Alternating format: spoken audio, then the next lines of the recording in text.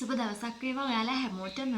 ඉතින් මම මුලින්ම ප්‍රාර්ථනා කරනවා මේ පාර සාමාන්‍ය පෙළ විභාගයට පිනී හිටපු හැම දරුවෙක්ටම හොඳම රිසල්ට් එකක් ලැබෙන්න කියලා. ඉතින් මේ වෙනකොට ඔයාලගේ සාමාන්‍ය පෙළ ප්‍රතිඵල බලාපොරොත්තුවෙන් තමයි ඔයගොල්ලෝ ඉන්නේ. මේ වෙද්දි ගොඩාක් channel වලින් ඒ වගේම විවිධ ප්‍රකාශන මාධ්‍ය ඔස්සේ කියනවා අද දානවා හෙට දානවා කියලා. ඉතින් මම හිතනවා ඔයගොල්ලොත් පොඩි හරි කුතුහලයකින් තමයි ඉන්නේ මේ සාමාන්‍ය පෙළ විභාගයේ ප්‍රතිඵල කවදද දාන්නේ කියන එක සම්බන්ධයෙන්. ඒක නිසා තමයි මම මේ වීඩියෝ එක කරන්න හිතුවේ.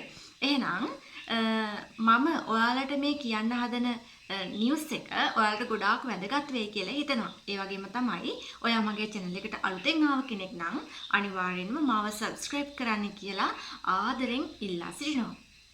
හරි. මුලින්ම කියන්න ඕනි මේ වෙද්දි සාමාන්‍ය පෙළ ලියපු දරුවෙක් නම් ඔයා අනිවාර්යෙන්ම ඔයා දැන් ටාගට් කරලා තියෙන්න ඕනි මම මේ විභාගෙ ලියපු ප්‍රතිඵල මෙන්න මේ වගේ එන්න පුළුවන් කියන කාරණය සම්බන්ධව. එතකොට ඔයා මේ වෙද්දිත් ක්ලාස් යන්න එහෙම පටන් අරන් තියෙනවා නම් හොඳයි. විෂය කරුණු හොයාගන්න. ඔයා උසස් පෙළට කරන්නේ මොනවද කියලා දැම්ම තීරණය කරලා තියාගන්න. ඒ වගේම තමයි ඔයා දැන් පුන බලාගෙන ඉන්නේ කවදද මේ ප්‍රතිඵල එන්නේ කියලානේ. ඉතින් මේ වෙනකොට විභාග දෙපාර්තමේන්තුව මගින් ප්‍රකාශයටපත් කළා නැහැ කවදද ප්‍රතිඵල දෙන්නේ කියන කාරණය සම්බන්ධව. ඒ වගේම තමයි මේ වෙද්දී ඔයාලගේ ප්‍රශ්න පත්‍ර නම් බලලා ඉවරයි. හැබැයි ඔයාලා දන්නවා එහෙම පේපර්ස් බලපු පමණින්ම රිසල්ට් එකක් නිකුත් කරන්න බෑ කියන කාරණය. එතකොට ඒකට යම්කිසි ක්‍රියාවලියක් තියෙනවනේ. ඒ ක්‍රියාවලිය කරලා ඔයාලට අධ්‍යාපන දෙපාර්තමේන්තුව මගින් අදාළ වෙබ්සයිට් ඔස්සේ ඔයාලගේ ප්‍රතිඵල නිකුත් වෙයි.